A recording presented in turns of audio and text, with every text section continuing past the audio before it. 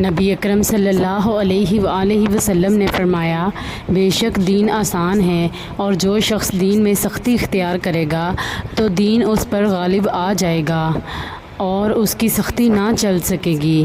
بس اس لیے اپنے عمل میں پختگی اختیار کرو اور جہاں تک ممکن ہو میانہ روی برتو اور خوش ہو جاؤ کہ اس طرز عمل سے تم کو دارین کے فوائد حاصل ہوں گے، اور صبح اور دوپہر کو اور شام اور کسی قدر رات میں عبادت سے مدد حاصل کرو۔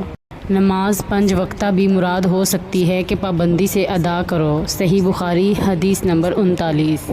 رسول اللہ صلی اللہ علیہ وآلہ وسلم نے فرمایا کہ تم میں سے کوئی شخص جب اپنے لیے اسلام کو عمدہ بنا لے، یعنی نفاق اور ریا سے پاک کر لے، تو ہر نیک کام جو وہ کرتا ہے اس کے عوض 10 سے لے کر 700 گنا تک نیکیاں لکھی جاتی ہیں، اور ہر برا کام جو کرتا ہے تو وہ اتنا ہی لکھا جاتا ہے جتنا کہ اس نے کیا ہے۔